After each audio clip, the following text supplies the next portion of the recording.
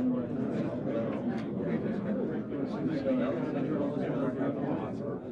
afternoon. Welcome to our briefing. First, I'd like to start by welcoming 24 journalism students from American University who are here with Professor Sean Kelly, a former Pentagon correspondent. He shows that you can move on to great feats of dedication and intellect after covering the Pentagon, and he was with the Voice of America for many years. Second, I would like to announce that today Task Force Eagle in Tuzla honored its fallen comrade, Staff Sergeant Charles A. Muserilli, who died in a truck accident yesterday in Slavonski Brod, Croatia. He was the 7th soldier to die during the deployment in Bosnia. And he was supply sergeant assigned to A Troop in the 1st Squadron, 1st Cavalry. The ceremony was attended by Lieutenant General Sir Michael Walker, the commander of the Allied Rapid Reaction Corps, and Major General William Nash and many of his colleagues. He was stationed in Budin, Germany. I'm afraid I don't get that, but we'll have that. We'll get that for you. And with that, I'll take your questions on these issues or anything else. Charlie. Speaking of Bosnia, before we get to the strong protests about the background briefing you're planning on the Iraqi chemicals, the OSCE says it's going to postpone the local elections in Bosnia until next spring. How is that going to affect the deployment, the withdrawal, the staying of the U.S. troops in Bosnia? The redeployment of the troops will continue on schedule. As you know, we have basically two movements going on now. First, the I-4 troops are moving out, and their mission will be over on December 20th. Some have already started to move out. They'll continue to move out, and will be out as soon as possible after December 20th. They went there with a one-year mission, and that they will leave at the end of 1 year. Just let me finish. Secondly, there's a covering force, which, as you know, is being sent in now to provide security and other services as the I-4 is moving out. And that force continues to move in. It'll be a force of about 7,500 people, 5,000 of whom are in the process of moving from Germany to Bosnia, 2,500 of whom are already in Bosnia. And that force is establishing itself now, and will have a limited mission in Bosnia and plans to leave in March. And those plans are currently unchanged. You know, John once said that the bulk, in fact, the plan all along, as I understand it, has been that the bulk of these troops, of the I-4 troops, would remain until the local elections are held to provide a sense of security in the country. Well, now that they're not going to be held until spring, is not that withdrawal going to be speeded up at all prior to November? That's a possibility, but no decision has been made on that, to speed up the withdrawal of the I-4 forces, but no decision has been made. And you're saying that a large number of U.S. troops will not remain in Bosnia in order to create an atmosphere of stability for the local elections in the I'm spring? saying that as of right now, approximately 30 minutes after Ambassador Frowick made his announcement, our plans are unchanged, and the I-4 forces are coming out. I anticipate they will come out on schedule, possibly even ahead of schedule. And our plan is that the covering force will also come out on schedule when it completes its job. Okay. Yes, Ivan. We learned that from the get-go there were plans, NATO plans, that the I-4 force could withdraw itself without any covering force. Also, we were told several times over the past 9 months by a senior military official, U.S. official, that if a covering force was used, it would be basically light infantry, consisting of MPs and whatever else constituted light infantry. It is my understanding that this covering force of 7,500 uses M1A1 tanks and Bradley fighting vehicles as anything but light infantry, and it's a force that has a sort of a built-in permanence to it. Could you comment on that, please? It does not have a built-in permanence to it. We have, from the very beginning, used the philosophy that we should send a substantial force to Bosnia.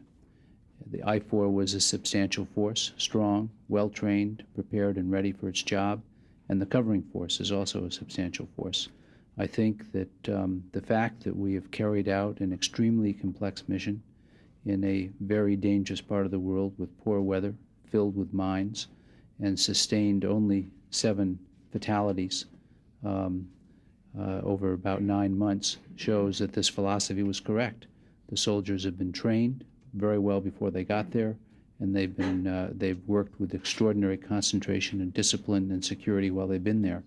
I think that General Jowen's feeling is, why tinker with success? And so the covering force is, as you point out, also a heavy, well-prepared force that can provide its own security and the security for I-4. Yes, David? Between the I-4 American contingent and the covering force, there were going to be about 18,000 U.S. troops in Bosnia at the end of November when these municipal elections were originally scheduled to take place. Now, if these elections are going to be held in the spring, and you're saying that the covering force is going to be out by March, does that mean that where it was originally planned to have 18,000 U.S. troops present at the time of the municipal elections, there are now going to be 0 American troops present at the time of the municipal elections? Let me just correct something that you said. There were not going to be 18,000 troops there at the time of the November elections. There were going to be about 15,000 troops. There were going to be 18,000 troops in early November as the covering force was flowing in and the I-4 was beginning to move out more quickly. We have said from the very beginning that we hoped that the elections could take place this year, and our force posture was based on that. We'll have to see what happens in the future. We understand why Ambassador Froelich made this decision. We understand that he felt that there were compelling political and administrative reasons to delay the elections. Right now, our force redeployment plans are unchanged. But has this government made a decision that it is not going to have U.S. troops present in some fashion to police, or whatever phrase you want to use, the conduct of the municipal elections whenever they occur? The question of whether we'll have troops on the question of the timing of the municipal elections is one factor that will be considered when we look at the whole question of a follow-on force. That, as you know, is something NATO is looking at now. Once NATO makes a determination of whether there will be a follow-on force, and if so, what kind it will be, we will have to look at whether we think a follow-on force is appropriate and necessary. That is a decision that we will make as a nation, and every participant in the Bosnia I-4 force will make as a nation. We don't have that information yet because NATO hasn't completed its work. And as I say, the timing of the elections will be one of the factors that we will consider in making that decision. That decision has not been made yet. Ken, you said that the 1st Armored Division might be out of Bosnia ahead of schedule. Could they be out as soon as December 6th or 7th? I said that I don't believe a decision has been made on that. It's possible that there could be some acceleration in the redeployment, and I don't have any dates. Would that be unreasonable, the 6th or 7th of December? I think it's right now not profitable to speculate about dates. Yeah, Steve. I know you're plenty of backgrounders, but would you entertain a couple questions on Persian Gulf at the moment? There's wire reports that you intend to announce that notifications are going out to 20,000 additional soldiers for possible exposure to sarin and related chemicals. Can you tell us what that is about?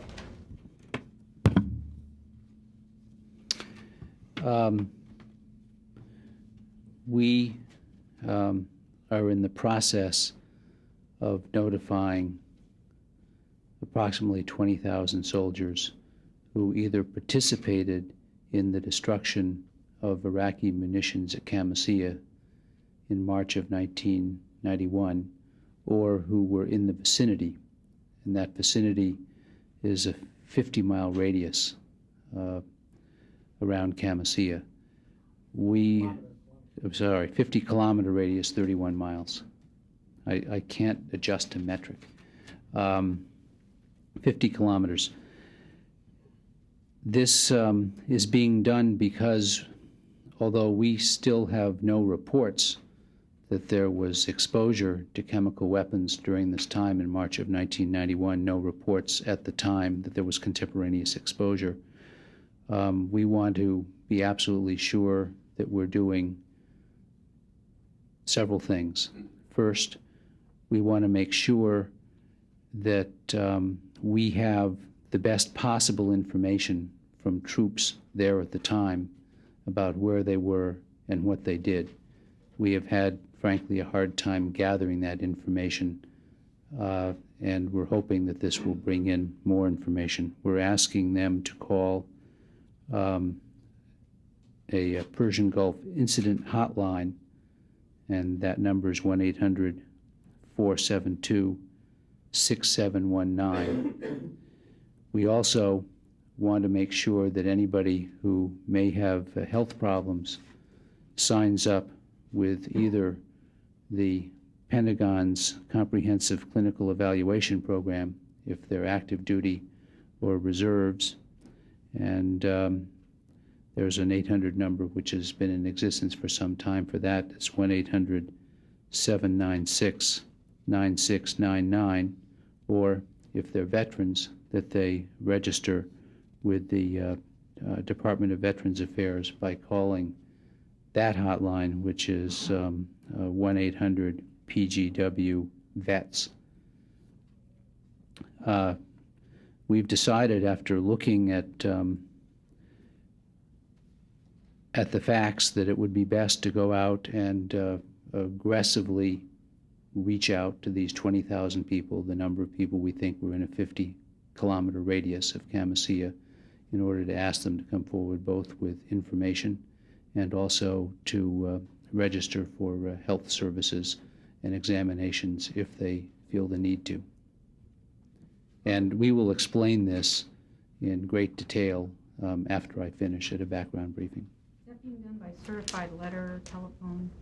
This is being done by letters, and these will be letters signed by Deputy Secretary White. This is, as you know, we realized this spring and announced in June that contrary to earlier evidence, that there was the possibility of chemical exposure by some American troops who exploded weapons at Qamishli after the war. It turns out we learned this year, or concluded conclusively this year, that these weapons included chemicals, sarin and mustard gas primarily.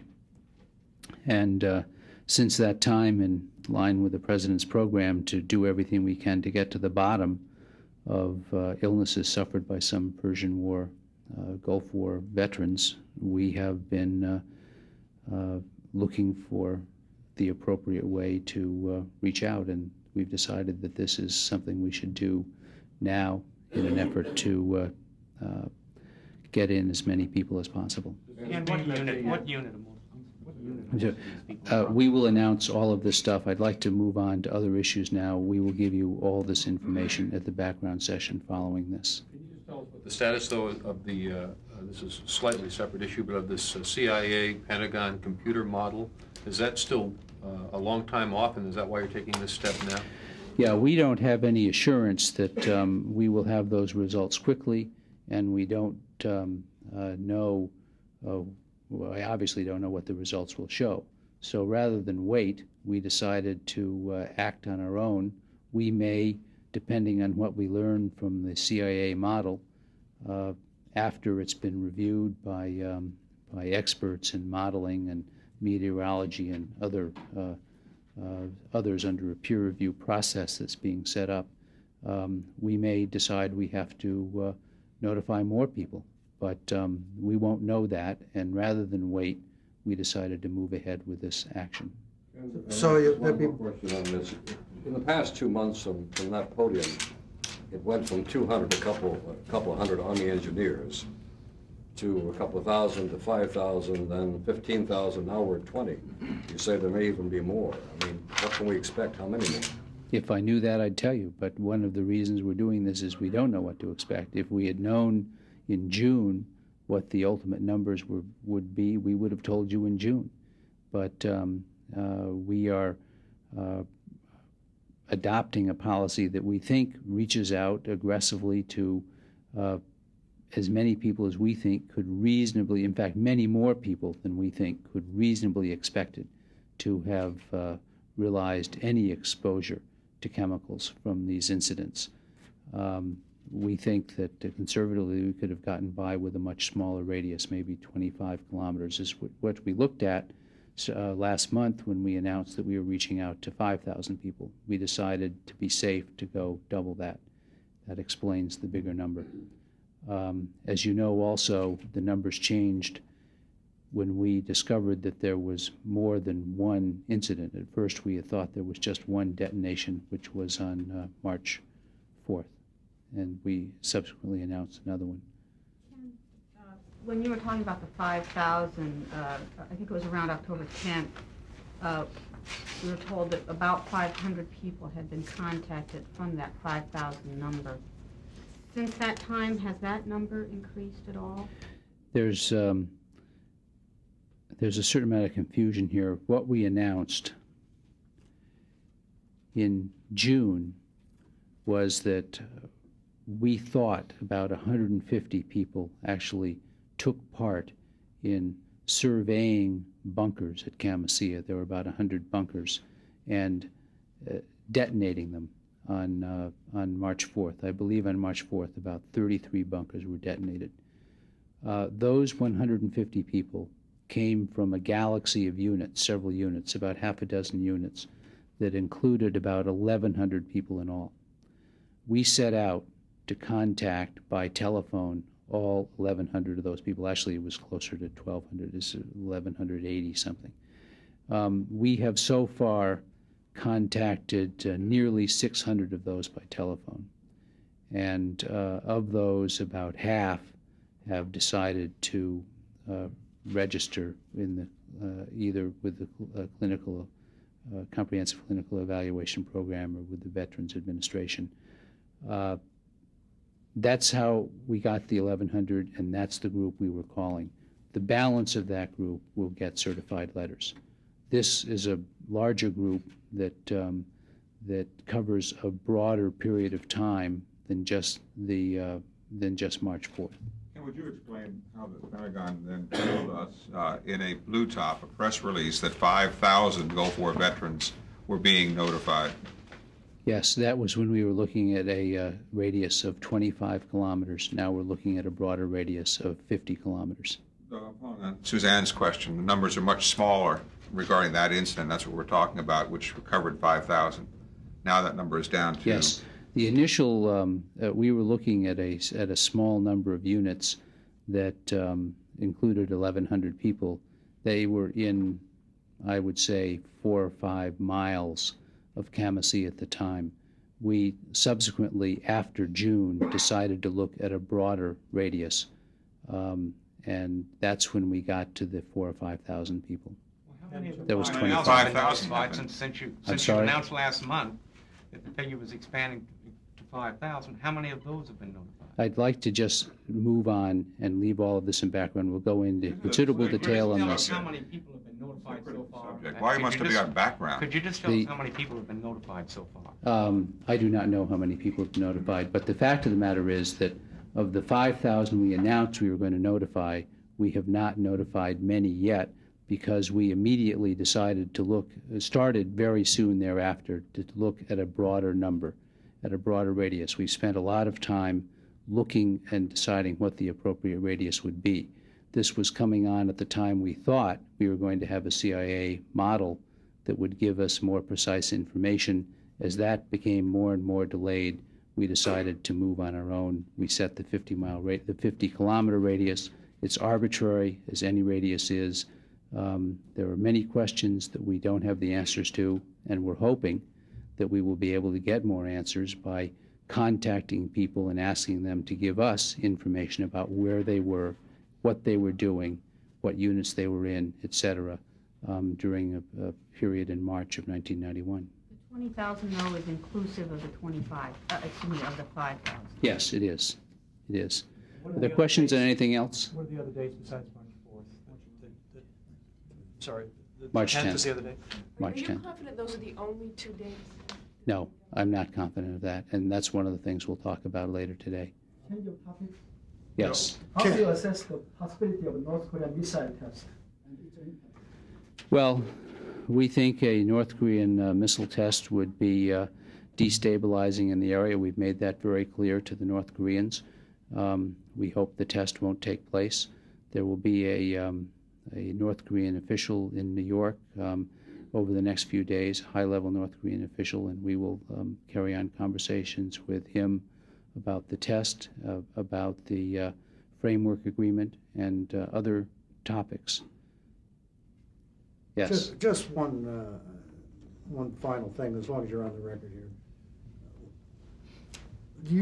Are you certain there are going to be more troops identified beyond this 20,000? No, I'm not. Is it likely that this is the end of it? I don't know. Is it possible we're going to get a lot more or a few more? Or? You've asked me this question many times. I don't know. I'm not going to speculate about numbers. I think we'll just have to wait and see what the CIA model shows, and we'll have to wait and see what our own investigations show. I mean, obviously, we have been very aggressive about reaching out to broader numbers of people. And if the circumstances warrant, we will do so again. We will reach out even to more people. But right now, this is our best guess of the people who could have come even close to very minimal exposure, if that. And we think this is conservative, but we are looking at the facts, and we'll do more if we have to. Just one, now this is an unrelated question I had. I noticed that A. Ernest Fitzgerald, your pork expert in the Air Force, has been given the Paul Douglas Award for ethics in government, following Mike Mansfield, some other very celebrated people in politics and government. In an article I noticed, Mary McGrory mentioned that his pay grade had been cut to 0 by Dr. Perry. Is that correct? I know nothing about that. I will find out. Would you find out and see if his pay grade is down to 0? I understand the question. And another subject, please. Yes. On the current opposition by the tobacco lobby and members of tobacco-growing states, in spite of it, does the Pentagon intend to go ahead with raising the prices of cigarettes and tobacco products? As of Yes. November 1st? Yes, we do. Yes. The Secretary has said that one of the criteria is prospective new members be producers and not just consumers of security. There was a wire story earlier today that senior administration officials had complained to the Czech government about the declining levels of Czech defense spending. You got anything to say about that? Security involves more than just defense spending, and almost all Eastern European countries now are grappling with budgetary problems. They know what the 5 criteria for NATO membership are. They've been outlined very clearly by Secretary Perry and by others. And one of those criteria is to be able to run a defense establishment that's compatible with NATO defense establishments. And we assume that by the time decisions are made on NATO membership, the countries asked to, by the time countries are asked to come in, they will comply with the five requirements.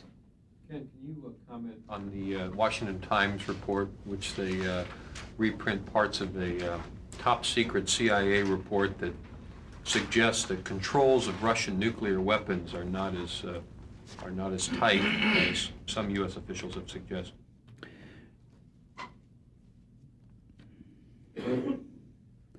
I don't want to comment on a report that should not have been leaked to the press, a classified report. Just let me tell you that it's been said from this podium in the last few days, actually, before Secretary Perry went to Russia, that the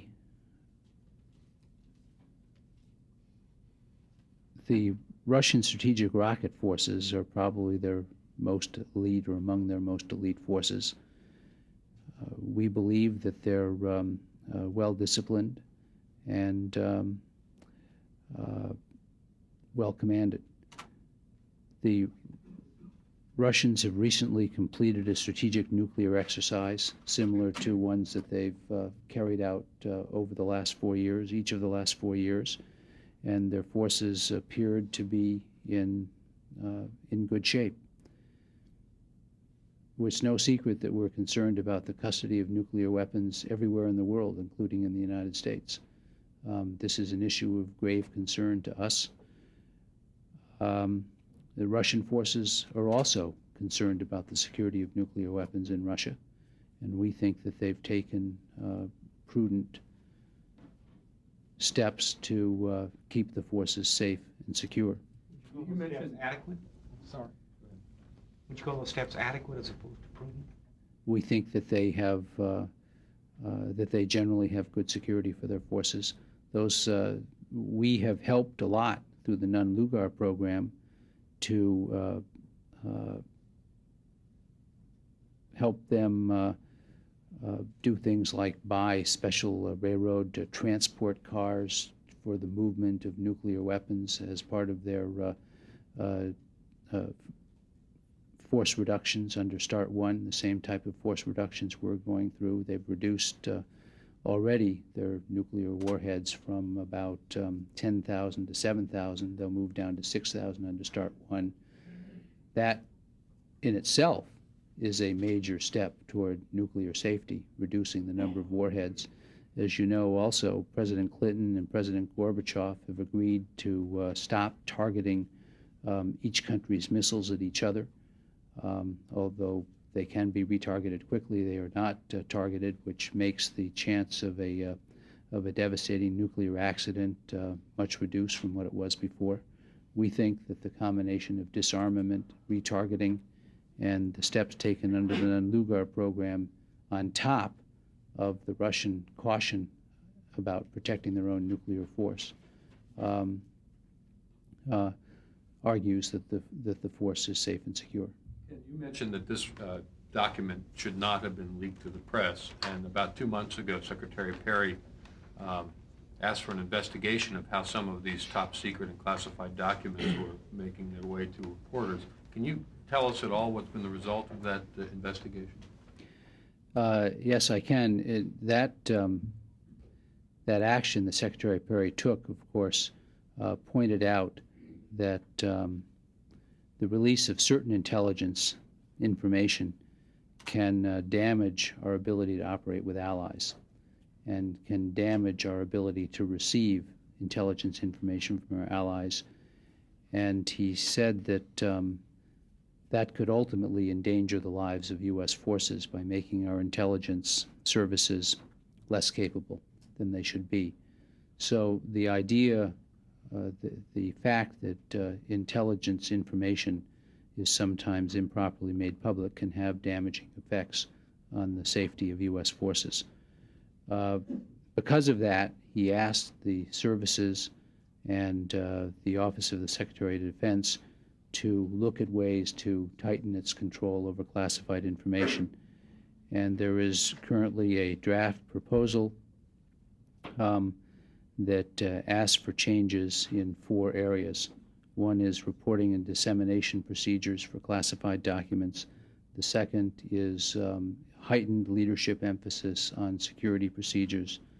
The third is security awareness and training, and the fourth is more officials to police the security of documents and intelligence information generally. As I say, this is a draft proposal that's being considered at the department. We will act on these recommendations at the appropriate time. Was the source of that leak ever identified in this study? The Defense Investigative Service investigated this leak and several other leaks and turned this information over to the Justice Department, and Justice has jurisdiction in cases like this. The FBI has taken over the cases, and you should ask your questions to the FBI. Back in February, Secretary Perry, when he was asked about a report from a gay rights group about alleged witch hunts in the military and the expulsion rate of homosexuals, said that they would look very carefully at this question. Since then, we haven't heard any results of that. Can you tell us whether this question was in fact looked at very carefully and what the results were? Yes, I can tell you that he did ask his general counsel to look into a number of the allegations that were made at that time in February, and basically the investigations have taken three paths. We looked broadly at a whole series of charges that were made about the Pentagon's treatment or mistreatment of homosexual service members, and concluded that many of the alleged policy violations reflected a misunderstanding of the policy rather than actual violations of the policy. Beyond that, though, we did look at two specific incidents, one involving some allegations of irregularities at Hickam Air Force Base, and the second involving some allegations of irregularities on a Navy ship called the USS Simon Lake. And in the first case, the Air Force has asked its Inspector General to look into the charges at Hickam. That IG report is now under a legal review, and the results will be forthcoming in the near future, although I can't give you a specific date. So that was one specific incident we looked into. We also looked into allegations by a Navy sailor, Amy Barnes, of an alleged witch hunt on the USS Simon Lake, allegations that there was a search for homosexuals on the USS Simon Lake. And she had actually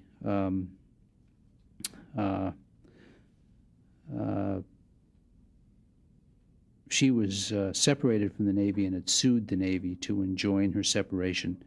That case has been dismissed, and she has dropped the lawsuit, and it has essentially been settled.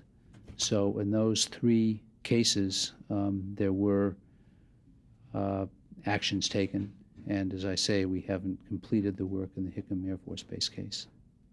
When you say misunderstandings about the policy account for many, do you mean the people alleging the witch hunts misunderstood what the policy was, or that there were actions taken by commanders based on There were a series of allegations made, a broad series of allegations.